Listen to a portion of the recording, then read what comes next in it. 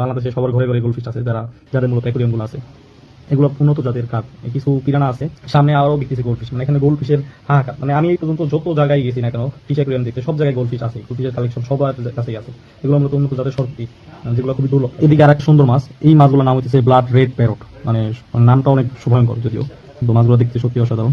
এখানে কিছু ছোট মাছ রয়েছে, আর গ্লাসে হাত দেওয়া নিষেধ, কিছু সতর্কবার্তা রয়েছে। দেখতে দেখতে হোয়াইট টাইগার শার্কের দিকে চলে আসছি। মূলত এখানে কিছু মিশ্র জাতির শার্ক রয়েছে, আর এখানে রয়েছে কাপ, কই কাপ। সত্যি কথা বলতে আমি একটা মাছেরও তেমন একটা নাম জানি না। এখানে মাছগুলোর নাম দেওয়া আছে, তো ওগুলো দেখে দেখে আপনাদের বলতেছি। এখন যেখানে যে মাছের নাম আছে ওই মাছের নাম বলতেছি। এখানে আরেকটা দুর্লভ প্রজাতির মাছ রয়েছে, এগুলো সামুদ্রিক মাছ, মূলত আমাদের দেশের সমুদ্রে মনে হয় হয়তো পাওয়া যায়। এটা হচ্ছে এলিগেটর কার্ক। তো দেখতে অনেকটা কুমির মাছের মতো, অনেক বড় ধারালো চোয়াল, এটা দেখতে দেখেই বোঝা যাইতেছে। যাই হোক, চলুন আস্তে আস্তে সামনের দিকে আগাই।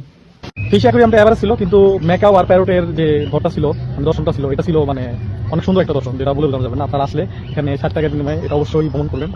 তো চলুন আমরা অন্যদিকে যাই। এখানে 90 মুভি দেখা যায়, এটাও আপনারা চাইলে 100 টাকার বিনিময়ে দেখতে পারেন, যদি আমার ভালো লাগে না তাই দেখি নাই। হাতে হাতে কিছু কাঠবাদাম পরে পেলাম, আশেপাশে প্রচুর কাঠবাদামের গাছ, তো আপনারা চাইলে কাঠবাদাম কুড়িয়ে ব্যাগে নিয়ে যেতে পারেন আমার মতো। এখানে কিছু রিসোর্ট টাইপের ঘর দেখা যাইতেছে, সবাই এখানে ছবি তুলে বা বিশ্রাম নিতে পারে। হাতে হাতে আমিও আসলাম বিশ্রাম নেওয়ার জন্য। খানিকটা সময় বিশ্রাম নিয়ে এখন যেতেছি ময়ূর পাখির দিকে। এখানে অনেক কিছু ময়ূর পাখি রয়েছে, চলুন ময়ূর পাখির ওইদিকে যাই। এই যে আপনারা দেখতে পাচ্ছেন আমার সামনে ময়ূর পাখি পেখম মিলে দাঁড়ায় রয়েছে।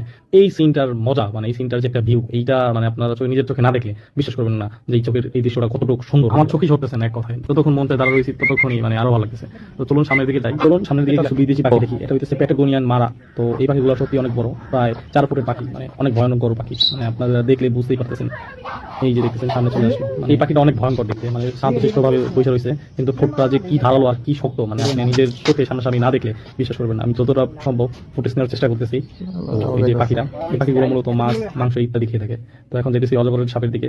এখানে ছোট্ট একটা অজগর সাপ রয়েছে, তো তেমন একটা দেখা যাইতেছে না, কারণ বেশি বেলা দিয়ে রাখছে তারা। যাই হোক, এই পাশে আমরা কিছু কুমির দেখতে পারতেছি। এই গড়িয়াল, কুমির না, তো গড়িয়ালটা নিচে ডুব দিয়ে চলে গেছে, এখন আর আসতেছে না। এখানে গড়িয়াল রয়েছে, আর এই পাশে কুমির রয়েছে। মূলত এগুলো পানির নিচে রয়েছে, তো কেউ ভুলের বলে এখানে নামার চেষ্টা করবেন না। এই পাশে কিছু ইমু পাখি দেখা যাইতেছে, চলুন ইমু পাখিগুলো সামনে যাই। কি ভালো লাগতেছে এখানে আসা। এই পাখিগুলো আমার খুবই সামনে রয়েছে, আমি তাদের গায়ে একবার হাত বুলাইছি। মানে এই পাখিগুলো খুবই শান্তশিষ্ট প্রজাতির হয়েছে। এখন আছি মদন টাকের সামনে, আপনারা দেখতে পাচ্ছেন এই যে এটার নাম বলে মদন টাক।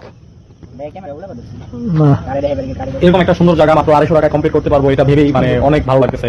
তো সব মিলিয়ে এই জায়গাটা রেটিং হইতেছে 10 আউট অফ 9। তো আউটস্ট্যান্ডিং একটা জায়গা, আপনারা ফ্যামিলি নিয়ে অবসর সময় যেদিন পারেন এখানে এসে ঘুরে যাবেন। পশু পাখি, সুন্দরবন, চিড়িয়াখানা, যাই বলেন না কেন, মানে আমার ঘোরা সব থেকে মানে বাংলাদেশের ভিতর বেস্ট। মানে যদি কোনো অ্যাডভেঞ্চার প্রিয় পশু পাখি ঘোরার মধ্যে দেখার মতো জায়গা থাকে, এটা হচ্ছে বঙ্গবন্ধু সাফারি পার্ক। জায়গাটা সত্যি অসাধারণ, কি বলবো আপনাদের। তো আপনাদের যদি সময় থাকে অবশ্যই ফ্যামিলি নিয়ে এই জায়গায় এসে ঘুরে যাবেন। তো এখন চলে যাওয়ার পালা, দেখতেছেন চলে যাচ্ছি। তো দেখা হচ্ছে অনেকগুলো ভিডিওতে, তখন মধ্যে সাথে ভালো থাকো, টেক কেয়ার, বাই বাই।